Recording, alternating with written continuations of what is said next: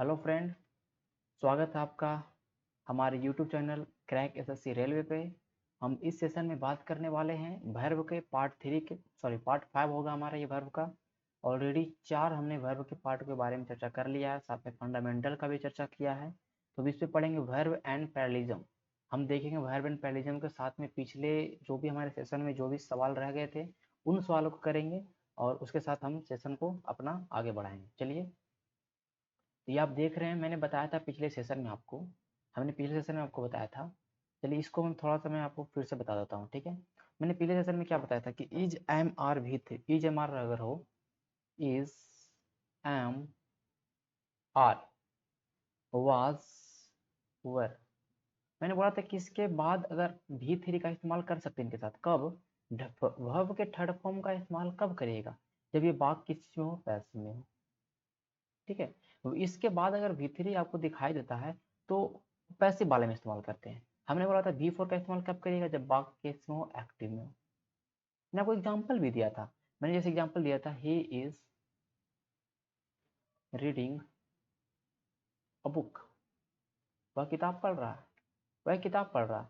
ये वाक्य क्या है? ये वाक्य एक्टिव है ना, एक्टिव। ये पैसिव वाक्य तो नहीं। ये किताब पढ़ रहा है।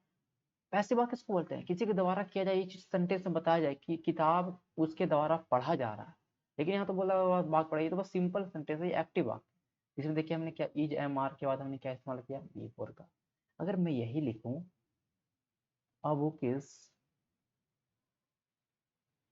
ठीक है, रिटेन बाय हिम, मैंने बोला a book is written by him, किताब उसके द्वारा लिखा गया। तो रिटेन ये क्यों? इज के बाद हमने क्या इस्तेमाल किया? भी3 का। तो ये क्या हो गया? पैसिव वाक्य। कैसे क्या सेंटेंस हो गया? Passive sentence. अब देखिए क्या होता है, अब तो बाई लगा हुआ है तो आप पकड़ लिए कि पैसिव है। कभी कभी एग्जाम में बाई नहीं देगा, फिर भी आपको अंडरस्टैंडिंग रखना है कि पैसिव है। कैसे? जैसे मैं लिख दूं, मैं, चलो मैं इसी में हटा देता हूँ, मैं इसी चीज में अगर हटा दूं बाई हिम, ये बुक इज रिटन, किताब लिखा गया।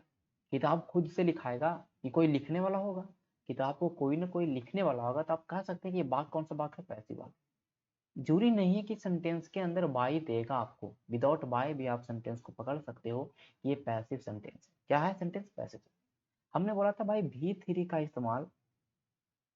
इस्तेमाल हम पैसिव वाक्यों में करते हैं, लेकिन वो भैरव के रूप में। ये भैरव के रूप में इस्तेमाल हो रहा है, किताब लिखा गया। अगर भैरव, ये भी3 का इस्तेमाल अगर एडजेक्टिव के रूप में हो तो हम एक्टिव वाक्यों में इस्तेमाल कर सकते हैं। केवल भी3 का इस्तेमाल पैसिव वाक्यों में करते हैं, हम भी3 का इस्तेमाल एक्टिव वाक्यों में करके आपको दिखाएंगे, लेकिन उसमें भैरव क्या होगा? एडजेक्टिव के रूप में काम करे। जैसे मैं लिख दूं ही इज डिसअपॉइंटेड। देखिए यहाँ पे डिसअपॉइंट मतलब क्या होता है? निराश। डिसअपॉइंटेड मतलब क्या? वो निराश है। ही इज डिसअपॉइंटेड मतलब वह निराश है, लेकिन वह क्या है? तो निराश है। ये हमारे यहाँ पे एडजेक्टिव का काम कर, वह कैसा है? वो निराश है। यहाँ पे एडजेक्टिव का काम कर रहा है, ये verb नहीं है, ये verb नहीं है। ओके, देखिए यहाँ पे ऑक्सिलरी वर्ब, ये सब्जेक्ट। तो यहाँ पे क्या है? वह एडजेक्टिव के रूप में जब काम करता है तो हम एक्टिव वाक्यों में करता है। वह निराश है, एक्टिव वाक्य है, ये पैसिव वाक्य नहीं है। मैं लिख दूं ही इज इंटरेस्टेड, वो इंटरेस्टेड है इस चीजों में, वो इज इंटरेस्टेड। तो ये भी वाक्य कौन से हो गए? एक्टिव वाक्य। तो एक्टिव वाक्यों में हम भी3 का इस्तेमाल कर सकते हैं, but as a adjective, as a adjective. और बाकी आपने मैं मुझे बता दिया कि क्या क्या चीजें होती हैं, ठीक है। अब मैं आपको क्या बताने वाला हूँ? अब मैं आपको बताने वाला हूँ, जो आपको ध्यान से समझिएगा चीजों को। अब मैं आपको बताने वाला हूँ कि कभी कभी, मैं इसी चीज में बताता हूँ, कभी कभी क्या होता है कि, इसको अगर आपने नोट डाउन कर लिया होगा, कभी कभी क्या होता है कि आपको बिना इज के साथ भी3 लगाए वाक्य पैसिव हो जाता है। बिना इज के साथ भी3 लगाए वाक्य पैसिव हो जाता है। कैसे हो जाता है? ये भी चीजें आपको समझनी है। जैसे मैं लिख दूं, ये सेंटेंस, ये देखिए आया है, ये जो आप देख रहे हैं ये सवाल आया है सीपीओ में। ये सवाल सीपीओ में, टोमेटोज सोन इन द, इस तरह से कुछ भाग था। लेकिन मैं जो लिख रहा हूँ, जो मुझे समझाना, मैं वो लिख देता हूँ, in the month of July are harvested in November. चीजों को ध्यान से समझो। मैंने बोला जो टोमेटो सोन मतलब क्या होता है? रोपना। जो टोमेटो जो जुलाई में रोपा जाता है उसे हार्वेस्टेड किया जाता है नवंबर में। देखो, अब बोलिए अगर टोमेटो सोन, अब बोले कि पैसिव भाग तो नहीं है। कैसे बोलिए? बोले कि ईज के बाद V3 नहीं है, यहाँ पे V3 है, सोन V3 है, लेकिन यहाँ पे ईज नहीं लगा। तो आप समझ लो जो टोमेटो है, जो टमाटर है, खुद अपने आप रोपाएगा कि उसको रोपना पड़ेगा? उसे रोपना पड़ेगा, किसी के द्वारा रोपा गया है ना टोमेटो सोन। तो कभी कभी विदाउट विदाउट V3 भी हम वाक्य को समझ सकते हैं, सॉरी विदाउट बाई भी समझ सकते हैं, और विदाउट एक्सिलरी वर्ब की भी हम समझ सकते हैं कि वाक्य पैसिव है। तो tomato sown in the month of July are harvested in November. Harvested, harvested, are है, आर के बाद V3 है, तो हार्वेस्ट खुद होगा। हार्वेस्ट खुद होगा कि उसको हमें करना पड़ेगा, हमें खुद से टोमेटो को तोड़ना पड़ेगा। खुद से तो हम खुद से अपने आप तो होगा नहीं। तो यहाँ पर भी किसी न किसी कारण हो रहा है। ये वाक्य था एरर फ्री। बहुत सारे लोग इसमें गलत मार के आए थे कि ठीक है, क्या करके आए थे कि यहाँ पे टोमेटो ईज होना चाहिए, ईज के बाद V3। तो चीजों को बारीकी से समझोगे, एक भी प्रश्न गलती नहीं होगा, आप अच्छे मार्क्स ला पाएंगे इंग्लिश में। जैसे मेरा सेशन चल रहा है, अगर पूरे सेशन को आप देखते हैं तो एक भी सवाल गलत नहीं होगा। जैसे मैं एक और लिख दूं, the work done was perfect. तो वर्क डन वाज परफेक्ट, ये वाक्य पैसिव में है एक्टिव में? मुझे बताइए। वर्क जो काम हुआ वो बहुत परफेक्ट हुआ, ठीक है। तो अच्छा ये क्या है? द वर्क क्या है? द वर्क क्या नाउन है? क्योंकि पता है आपको, नाउन के पहले ही आर्टिकल का इस्तेमाल कर सकते हैं। यहाँ पे वर्क काम नाउन है, और ये डन क्या है? वर्ब है। ये ऑक्सिलरी यहाँ पे क्या है? अब देखिए, अब बोलिएगा कि यहाँ पर तो इज लगा ही नहीं, द वर्क इज डन, ऐसा तो कुछ लिखा नहीं है। तो काम खुद हो जाएगा कि काम को करना पड़ेगा, किसी के द्वारा किया गया? मैं यही लिखता, the work done by him was perfect. उसके द्वारा जो काम किया गया वो परफेक्ट था। तो यहाँ पे मैंने बाई हिम लगा दिया, और यही बाई हिम ना भी लगाता तो, क्या हो जाता आपका? ये चीजें आप समझना, आपको अंडरस्टैंडिंग डेवलप करनी है, कहाँ पे पैसिव हो सकता है, कहाँ पे एक्टिव नहीं हो सकता। और ये चीज बहुत ज्यादा, इससे एरर आता है। मैं अभी आपको एरर करवाने वाला हूँ, इससे संबंधित एरर। तो आप चीजों को समझिए, देखिए मैं करवाने वाला हूँ। अब देखिए चीज को देख लीजिए। मैंने क्या बोला कि, सॉरी, ये बताना था मुझे। मैंने बोला कि इज एम आज आर वाज वेयर के बाद हम V4 का इस्तेमाल करते हैं एक्टिव वाक्य में। चलिए सही बात है, इज रीडिंग, ठीक है। और V3 का इस्तेमाल करते हैं पैसिव वाक्य। कभी कभी हम V3 का इस्तेमाल एडजेक्टिव के रूप में करते हैं एक्टिव वाक्यों में। मैंने ये भी बताया आपको। अब हम सेंटेंस बनाएंगे, सारे आपके 2017 CGL में पूछे जा चुके हैं। देखिए, ऑन द वे, रास्ते में, he was waited on his toe by a snake. अब देखिए वाई लगा है, मतलब पैर में, तो मतलब क्या होता है? उसके पैर में, नीचे पैर में स्नेक के द्वारा काट लेगा। तो वाई लगा, तो आप समझिए कि चलो ये वाक्य तो भाई पैसिव है। तो गलती कहाँ हो सकता है? तो पैसिव वाले वाक्यों में, चाहे ये सब चीजें अगर आ जाए, इसके बाद V3 होना चाहिए। क्या होना चाहिए? V3। तो वाइटेड V3 है। वाइट क्या होता है? वाइट विट, ठीक है, ये होता है, ठीक है। क्या होता है? वाइट विट और वाइट विटेन, ठीक है। व्हाइट व्हीट और बीटेन होता है, चीजों को समझ। देखिए, व्हाइट व्हीट बीटेन यही होता है वर्ब का first form, second form and third form. मुझे बताओ, ये जो आप बीटेड देख रहे हैं, ये कोई शब्द है ही नहीं। तो वाइट का आपको पता है कि वाज के बाद हम V3 का इस्तेमाल करेंगे अगर वाक्य पैसिव हो। देखिए, he was bitten on his toe by a snake, उसे काटा गया। ही वाज बीटेन होगा, क्या होगा? He was bitten. हमने समझ लिया कि वाक्य पैसिव है, तो वाज के बाद V3 चाहिए। हमारा एरर किसमें था? इसमें। इन न्यूली रिलीज स्टडी, एक मतलब कहने का मतलब कि हाल में ही एक स्टडी, एक अध्ययन, मतलब कहने का मतलब शोध या रिसर्च अध्ययन रिलीज हुआ है, has found that more people were injuring riding electric scooter than by riding bicycle. यहाँ बाई लगा दिया। बोला कि हाल में एक स्टडी हुआ है, उसमें बताया गया, फाइंड। अच्छा, ये कौन सा फाउंड है? मैंने बताया था एक फाइंड मतलब खोजना, उसका मैंने बताया था फाउंड। फाउंड ये बताया था ना, इसका मतलब खोजना होता है, कोई चीज को ढूंढना होता है, कोई चीज का पता लगाना होता है, तो फाउंड फाउंड। लेकिन अगर यही ये फाउंड अगर इस्तेमाल हो V1 में, इसका मतलब होता है स्थापित करना। और इसका V1 और V2 क्या होता है, फाउंडेड। फाउंडेड। आपको पता है कि हैज के बाद V3 होता है। चलिए यहाँ पर कोई दिक्कत नहीं, यहाँ पर हैज के बाद V3 है, हैज के बाद ऑलरेडी V3 लगाते हैं, कोई गलती यहाँ पे नहीं। हैज फॉन्ट मतलब यहाँ पे फॉन्ट का मतलब क्या हो गया कि हमने हाल का जो स्टडी उसने बताया कि डेट बहुत ज्यादा लोग वर इंजोरिंग। अच्छा यहाँ पे बाई जैसे आपने देखा कि कहा कि जो साइकिल, अगर साइकिल से ज्यादा स्कूटर से लोग इंजूर्ड हो रहे हैं, इंजूरिंग हो रहे हैं, मतलब घायल हो रहे हैं। दोबारा पैसिव वाक्य है, तो वर के बाद क्या होना चाहिए, V3 होना चाहिए ना, तो इंजूर्ड हो जाएगा। मैं लिख दूं पीपल वर इंजूरिंग। तो पीपल वर इंजूरिंग का मतलब पता क्या हो गया कि लोग आपस में एक दूसरे को घायल कर रहे हैं। और पीपल वर इंजर्ड लिख दें, इसका मतलब कि पीपल जो लोग हैं घायल हुए हैं कुछ किसी चीज से, तो चीजों को समझना है और ईरर को पकड़ना है। सही हो गया। और कुंभ मेला हेल्ड एट प्रयागराज, कुंभ मेला जो प्रयागराज में हमेशा होता है, at the confluence of the river Ganga and Yamuna, Yamuna और गंगा रिवर के संगम पे, is knowing to be the biggest human gathering in the world, उसे जाना जाता है दुनिया के सबसे बड़े लोगों के समूह या लोगों के भीड़ के जमघट के। अच्छा अब बोलिएगा, पहला बात तो आप नोविंग देखते हैं, आप बोलिएगा सर नो वाला में तो बताए थे कि आईएनजी नहीं लगता है। ठीक है, नहीं लगता है, बहुत अच्छा, ही सही है, आप यहाँ पे एरर ढूंढ लिए। लेकिन हम अगर आपसे पूछते हैं कि यहाँ पे क्या होना चाहिए था, चलिए तो आपने ढूंढ लिया, लेकिन यहाँ पे क्या होना चाहिए था, कुंभ मेला जो लगता है प्रयागराज, कुंभ मेला खुद लगता है कि हमें लगाना पड़ता है किसी के द्वारा लगाना पड़ता है। चलिए यहाँ से हेल्ड एट, अब देखिए उसे जाना जाता है, यहाँ पे क्या बोला जा रहा है, जाना जाता है पूरे दुनिया में।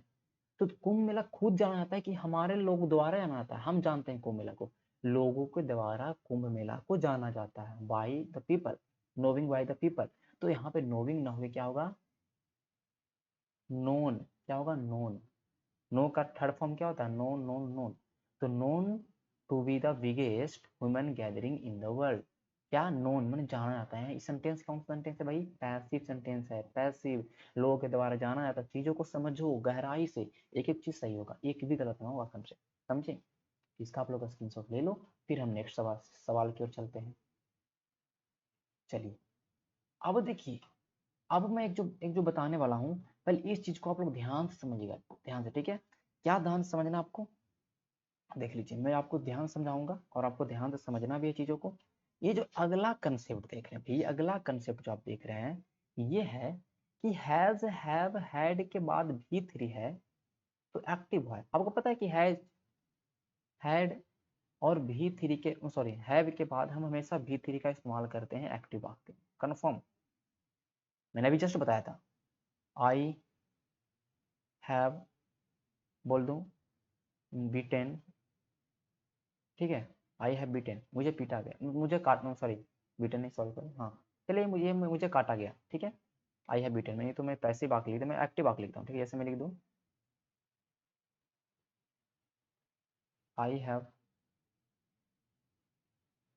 गॉन, ठीक, आई हैव गॉन, ठीक है, ये चीज मैं लिख दिया, आई हैव गॉन।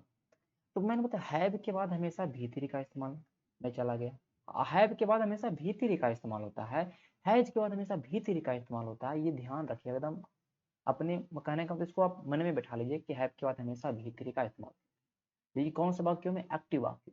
अगर यही हैव के बाद V3 इस्तेमाल करना हो पैसिव वाक्यों में तो क्या करेंगे, अगर हैव के साथ V3 का इस्तेमाल करना हो पैसिव वाक्यों में तो बिन लगा के इस्तेमाल करते, एकदम कन्फर्म 100%। ये ध्यान रखिए। आपको पता भी है कि हैज, हैड, हैव वाले सेंटेंस, अब ये जो इतने सेंटेंस होते हैं इनका जब पैसे बनाते हैं तो बिन लगा के बनाते हैं, ठीक है, आपको ध्यान रखना। चलिए इसको करते हैं ईयर को, ठीक है। यहाँ पे हो गया कि देखिए, मैं इसको थोड़ा सा एग्जांपल दे दूँ तो आपको क्लियर होगा, चीज़ों को ध्यान से क्लियर होगा। और एग्जांपल मुझे देना जरूरी है, बिना एग्जांपल के आप लोग समझ नहीं पाइएगा। जैसे मैं लिख दूँ ही हैज़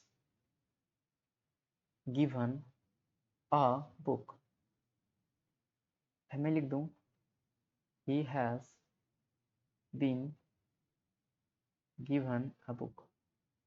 अच्छा, आप अब दिमाग में आपका आ गया होगा कि हैज के बाद अगर V3 है बिना बिन के तो ये एक्टिव है। यहाँ पे हुआ ना कि ही हैज गिवन बुक, उसने किताब दिया, किसी को दिया हो किताब, उसने किताब दिया, he has given a book, उसने किताब दिया। लेकिन यहाँ पर he has been given a book, मतलब है कि उसे किताब दिया गया किसी के द्वारा। यहाँ पर दिया गया, ये बात हो गया पैसिव। यहाँ बाई हमने नहीं लगाया, कोई दिक्कत नहीं, बाई बाई राम कर दें, कुछ कर दें, लेकिन ये है बात कौन सा भाई, पैसिव। क्योंकि हमने देखा कि हैज के बाद, हैव के बाद या हैड के बाद अगर बीन का इस्तेमाल करते हैं, भी थ्री का इस्तेमाल करते हैं, तो वो वाक्य होते हैं पैसिव, वो वाक्य होते हैं पैसिव।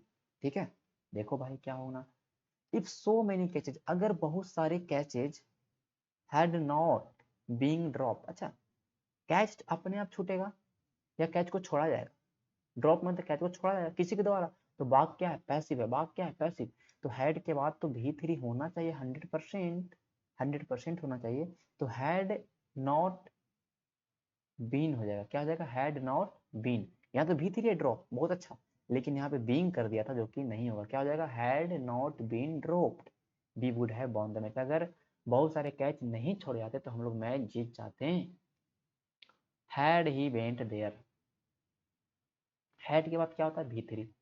अच्छा, हैड ही वेंट देयर, नहीं, हैड ही गॉन देयर, अभी मैंने बताया ना ही हैड। जैसे हैड, देखिए हैड के बाद हमेशा भी थ्री होता है, हैड को यहाँ पे आगे रखा है, मतलब कहने का मतलब इंट्रोगेटिव सेंटेंस बनाया है, तो क्या हो जाएगा, had he gone there, had he went there नहीं होगा, क्योंकि हैड के बाद भी थ्री का इस्तेमाल। इसको अगर हम लिखेंगे सिंपल अफर्मेटिव सेंटेंस में लिखेंगे, ही हैड गॉन देयर, वो वहां गया, ही हैड गॉन देयर। अगर आपको चीजें समझ में नहीं आ रहा थोड़ा थोड़ा, तो जब मैं टेंस बताऊंगा तो इस चीजों को आप हिंदी भी कर पाइएगा चीजों, ठीक है। लेकिन यहाँ पे आपको रूल्स पढ़ने हैं, रूल्स पढ़ रहे हैं, इवन तो टेंस में आएंगे तो टेंस भी पढ़ेंगे, लेकिन वर्ब जब कंप्लीट तो टेंस कंप्लीट, ठीक है।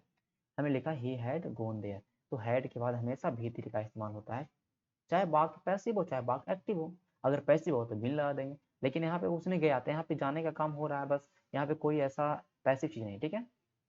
ऑन द टाइम ये ईयर हो गया, तो ईयर हमारा ए हो गया। The cause of earthquake, earthquake जो है भूकंप का कारण है, has not known but an inquiry has been set up, नहीं जाना गया है लेकिन इसके लिए इंक्वायरी बैठाया गया, जाना गया।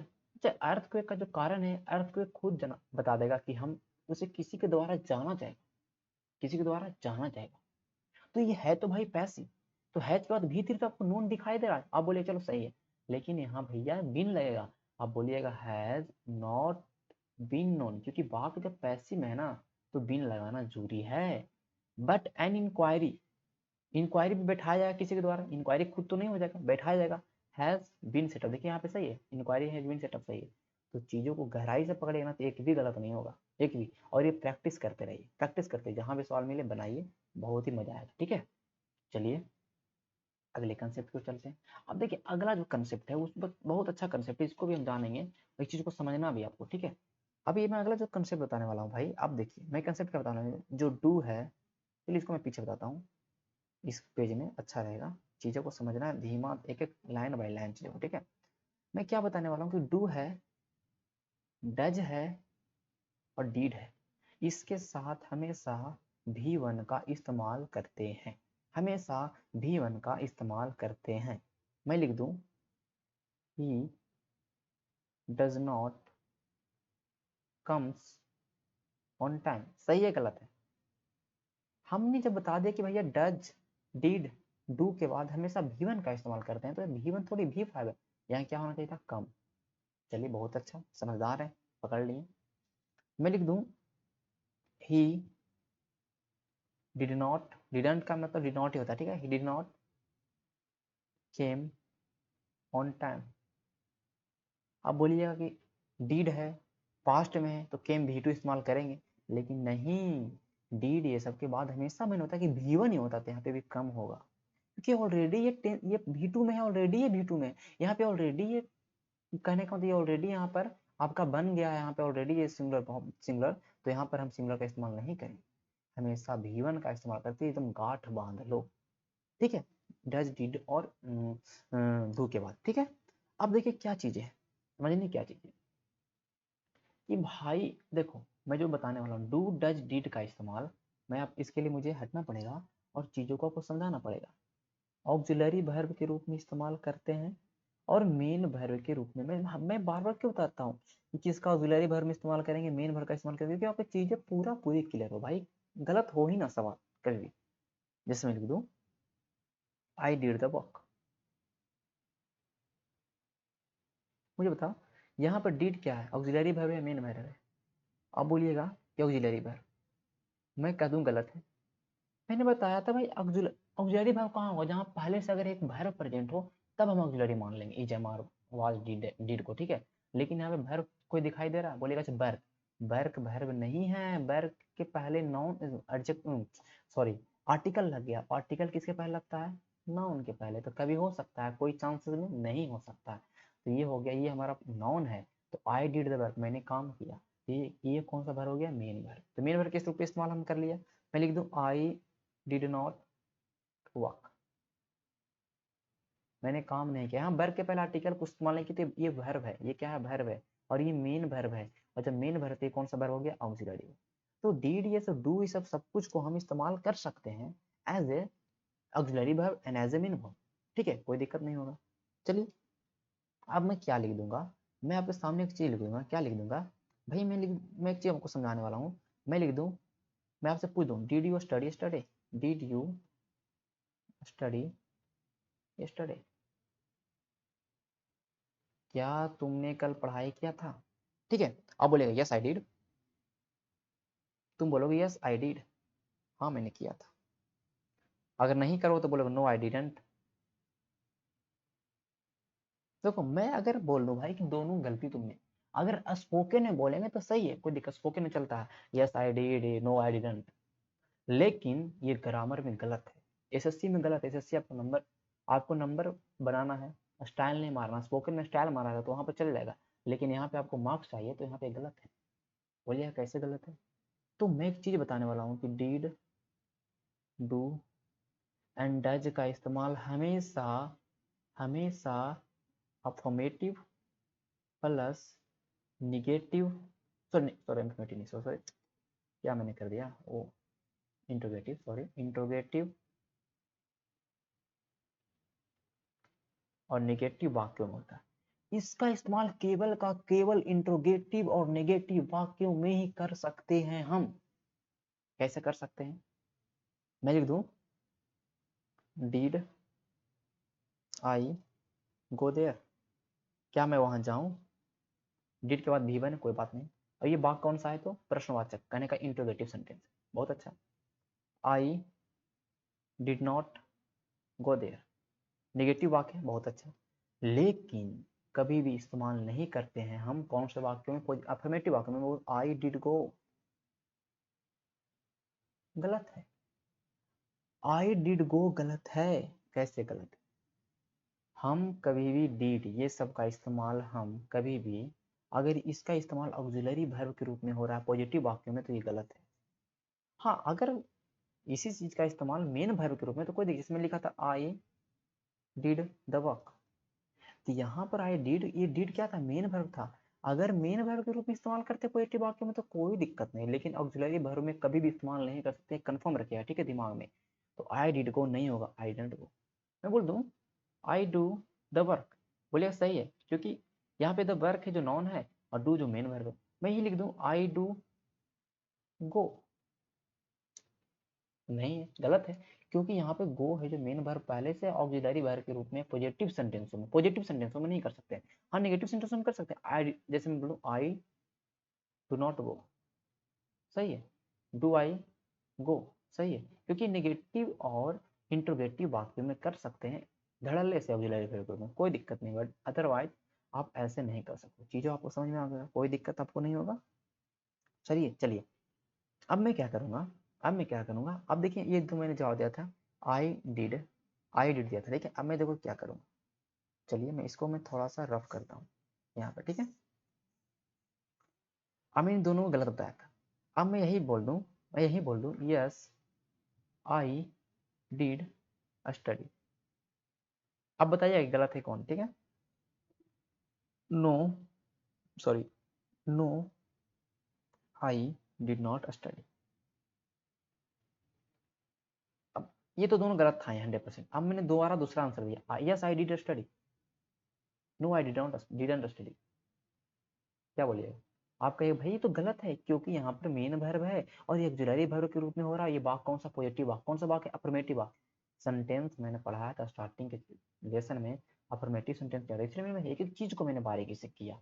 ये गलत हो जाएगा, नीचे वाला सही हो जाएगा, क्योंकि वाक्य क्या है? नेगेटिव है, ये चीज सही हो जाएगा। ठीक है, तो एक एक बाई लाइन चीजें पढ़ेंगे ना तो मजा आ जाएगा पढ़ने में। ठीक है, ठीक है, ये चीज हो गया क्लियर हमारा। अब हम आगे करते हैं इस पे हम देखिए, हमने हर चीज को इसलिए किया, एक एक चीज को हम करते भी जा रहे हैं, साथ में क्वेश्चन भी बनाते जा रहे हैं, तो क्या होगा आपको चीजें क्लियर। मैं यहाँ लिखा कि auxiliary verb do does did take V1 form. बहुत अच्छा, चलिए सही बात है। He did not go went to school. ठीक है, यहाँ से बनाना है, गो होगा कि वेंट होगा। पहला सेंटेंस है ही डिड नॉट गो, मतलब डिड के बाद हमेशा V1, तो V1 गो है तो ये सही होगा, वेंट गलत हो जाएगा। डू नॉट कम, कम क्या है? V1 है, सही है। V5 है, ये नहीं होगा। डू डिज डिड ऑक्सिलरी वर्ब में पॉजिटिव सेंटेंसों में इस्तेमाल नहीं होते, मैंने भी जस्ट बताया, और निगेटिव सेंटेंसों में इस्तेमाल होते हैं और साथ में इंट्रोगेटिव सेंटेंसों में इस्तेमाल होते हैं। बहुत अच्छा, यहाँ तक कि कोई दिक्कत आप लोगों को नहीं होगा, चीज आपको समझ में आ रही होगी। ठीक है, चीज आपको समझ में आ रही होगी। अब मैं क्या बोल दूं, ठीक है, अब मैं क्या बोल दूंगा, देखिए चीजों को समझना ध्यान से, एक एक लाइन बाय लाइन चीजों को समझना है। ठीक है, अब देखो, देखिए ये चीज़ मैंने जस्ट बताया था, सेम चीज़ मैंने बताया था। ओके, ये मैंने सेम चीज़ बताया था। अब मैं देखिए मैं क्या बताने वाला हूँ, मैं लिख दूँ ही सेड, नरेशन में थोड़ा सा लिख रहा हूँ। ठीक है, नरेशन पढ़ेंगे ध्यान अच्छे से, कोई बात नहीं। वेयर डू यू, उसने बोला तुम कहाँ रहते हो। हम इसको अगर चेंज करेंगे, इंडायरेक्ट स्पीच से डायरेक्ट नरेशन को अगर हम बदलेंगे, हम लिखेंगे ही आस्क।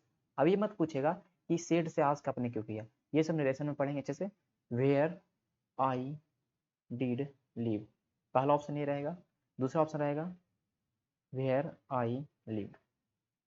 ठीक है, ये आस्क तो शुरू सब में रहेगा। ठीक है, जब नरेशन पढ़ेंगे तो हम समझ जाएंगे कि सेड को आस्क में क्यों चेंज करते हैं। Where, where I did leave. अब उसको सुधारना है गलत को। मैंने क्या बोला भाई, कभी भी नरेशन में देखिए क्या होता है, वेयर आई डिड लीव। अच्छा, ये आई डिड लीव, लीव यहाँ पे क्या वर्ब है, डिड यहाँ पे auxiliary verb, auxiliary verb positive में इस्तेमाल कर सकते हैं। बोलेगा नहीं सर ये तो इंट्रोगेटिव सेंटेंस, प्रश्न पूछ रहा है।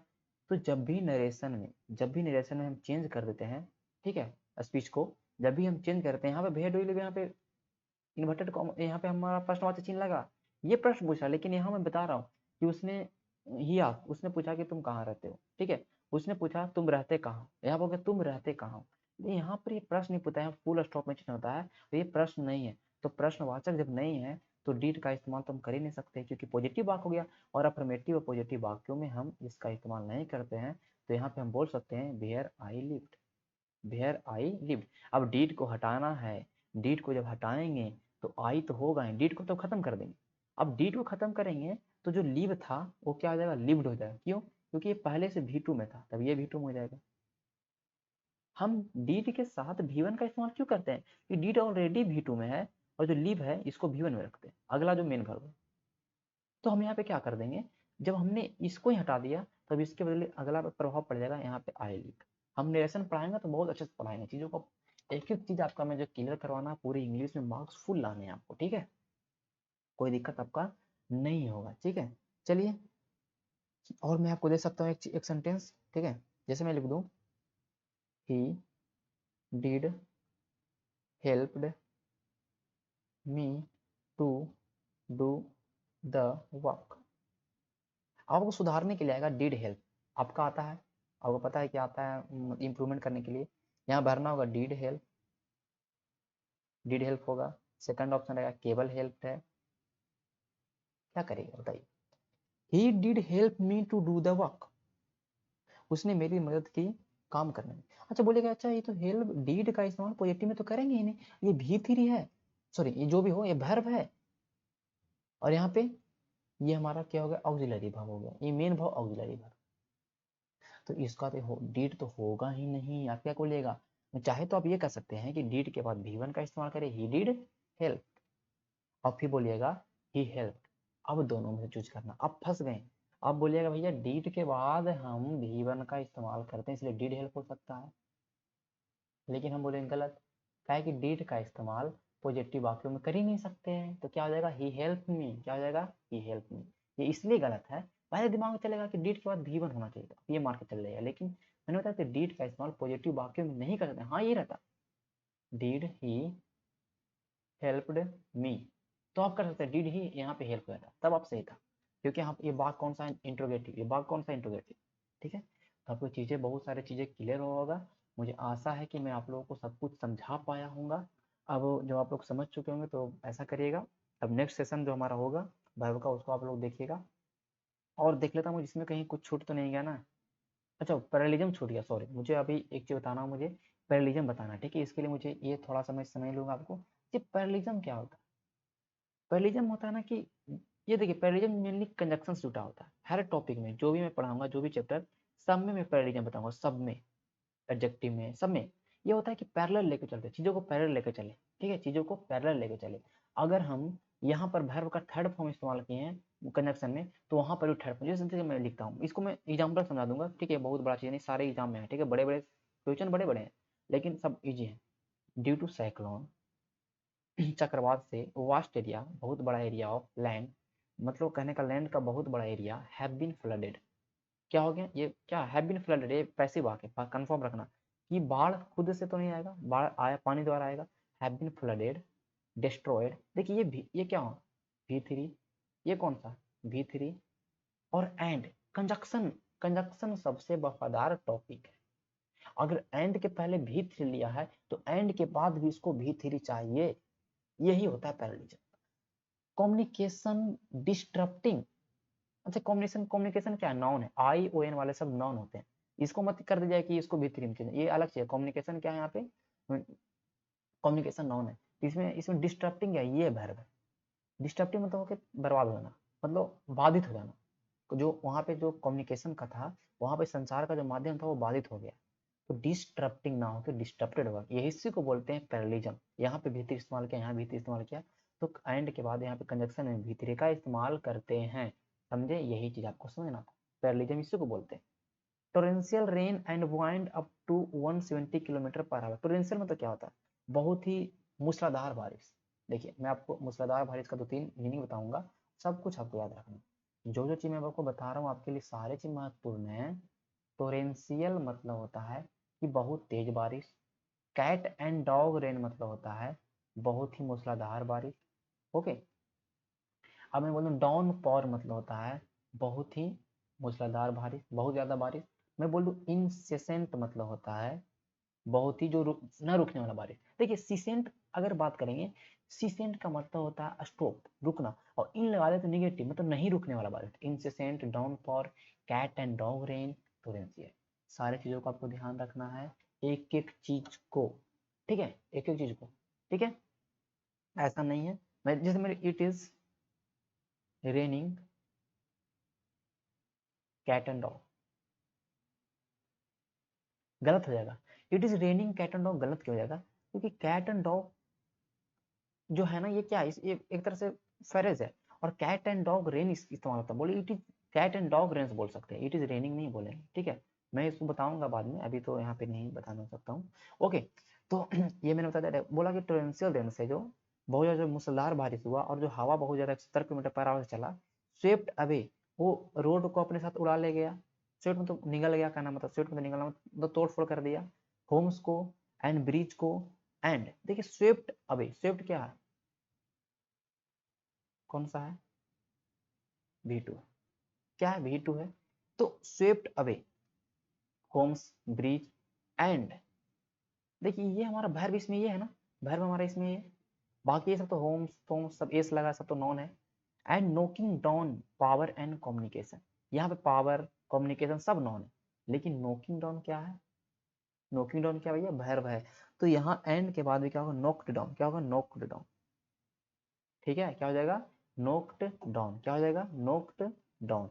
चीज आपको समझ, देखिए यहाँ पे एक चीज समझिएगा, सॉरी, यहाँ पे स्विफ्ट V2 था, हाँ सॉरी V2 था, सही था सही था, V2 था, तो यहाँ पे हो जाएगा नोक्ड डाउन, नोक का V2, नोक नोक नोट होगा, ठीक है, नोक्ड डाउन पावर एंड कम्युनिकेशन, देखिए यही होता है पैरेललिज्म, ठीक है। He sat down beside me, वो मेरे बगल में बैठ गया, सैट डाउन, सिट सैट, वो मेरे बगल में बैठ गया, V2 है, ये पास्ट इंडिफिनिट है। ही सैट मतलब वो मेरे बगल में बैठ गया, and start to read, and लग गया। कंजक्शन, कंजक्शन क्या टॉपिक है, बहुत अच्छा टॉपिक है, वफादार आदमी है। ये अगर आगे V2 लिया है तो इसके बाद भी V2 चाहिए इसको, जो भी यहाँ पे आपको वर्ब दिखेगा। तो स्टार्टिंग देखिए, अब देखिए सब में स्टार्टेड है, सब में स्टार्टेड है, ठीक है। अब देखिए यहाँ पे नो इम्प्रूवमेंट तो होगा नहीं, क्योंकि यहाँ पे सुधारना पड़ेगा। क्या करना पड़ेगा, इसको V2 में लाना पड़ेगा। तो मैं क्या करूँगा, स्टार्टेड, स्टार्टेड करूँगा। चलिए स्टार्टेड यहाँ पे भी है, स्टार्टेड यहाँ पे भी। अब कौन सही होगा ये चूज करना है, स्टार्टेड रीड होगा, स्टार्टेड रीडिंग होगा, या स्टार्टेड टू बी रीडिंग होगा। टू बी वाला होगा नहीं, कंफर्म, ये हटाइए इसको। अब क्या होगा कि स्टार्टेड हिज न्यूज़पेपर, उसने क्या स्टार्ट किया, न्यूज़पेपर को पढ़ना स्टार्ट किया। तो स्टार्टेड हो जाएगा, रीड नहीं होगा, ठीक है, स्टार्टेड रीड नहीं होगा, क्या हो जाएगा, started reading newspaper, started reading his newspaper. ये स्टार्टेड यहाँ पर वर्ब हो गया, और रीडिंग यहाँ पे क्या हो गया, क्या स्टार्ट किया, पेपर पढ़ना स्टार्ट किया। क्या स्टार्ट किया, पढ़ना स्टार्ट किया। यहाँ पे जीरंड का काम करेगी, ठीक है। तो started reading his newspaper, started reading his newspaper, ये होगा, ठीक है। अब चलिए, the earth resource, the earth resource have to be protected and sustain. जो बोल रहा है, जो कि पृथ्वी का जो रिसोर्सेज हैं, जो पृथ्वी की जो रिसोर्सेज हैं, मतलब जो संसाधन है, हैव टू बी, उसे प्रोटेक्ट किया जाए, एंड सस्टेन, उसको बचा कर रखा जाए, and we need to share our resource across a species as well as are interconnected as one giant living organism, ठीक है। the earth resources have to protected and sustain, ठीक है। protected and sustained होगा, क्या हो जाएगा, sustained। क्यों, क्योंकि यहाँ पर देखिए भाई, to be protected and to be sustained बोल सकते हैं। यहाँ पर कौन सा फॉर्म हो जाएगा, तो V3 sustain का V3 फॉर्म होगा, सस्टेन हो जाएगा, ठीक है। आगे देख लीजिए, we need to share our resources as well as, ठीक है, यहाँ पे कोई दिक्कत नहीं, यहाँ पे सब कुछ सही, ठीक है। यहाँ पे क्या हो जाएगा, सस्टेन। हमने सब पकड़ लिया कि एंड के पहले अगर यहाँ पे भाई हमने V3 का इस्तेमाल किया, तो यहाँ पे V3 का इस्तेमाल करेंगे, कोई भी चांस में V3 का इस्तेमाल करना ही पड़ेगा, ठीक है। तो अब गलती किसमें था, पार्ट ए में, यही होता है पैरेललिज्म, ठीक है। चलिए, तो हम देखिए इस पर इसके हम ये चीज़ को हम कल करेंगे, अगले सेशन में करेंगे, क्योंकि ज़्यादा हो जाएगा। चलिए, तो आज के लिए इतना ही रहेगा, हम मिलेंगे कल के सेशन में, और कल हम करेंगे इसके आगे वाला पार्ट को। और मोडाल्स में जल्दी आने वाले हैं, मोडाल में तो वर्ब थोड़ा बड़ा टॉपिक है, ये वर्ब थोड़ा बड़ा टॉपिक है, तो इसको जल्दी से हम क्लियर कर लेंगे। उसके बाद जो भी टॉपिक्स हैं, ये टॉपिक है, और बाकी वर्ब से ज़्यादातर सवाल आते हैं, वर्ब और सिंटेक्स, वर्ब एग्रीमेंट हो गया। अगर आपने वर्ब कंप्लीट किया तो सिंटेक्स वर्ब एग्रीमेंट कंप्लीट हो गया, साथ में आपका टेंस कंप्लीट हो गया, पैसिव एक्टिव वॉइस कंप्लीट हो रहा है आपका धीमा धीमा, सब कुछ क्लियर हो जाएगा। चलिए, तो चैनल को सब्सक्राइब कर दीजिए, शेयर कर दीजिए अगर आप नए हैं तो, और लाइक कर दो। चलिए, धन्यवाद।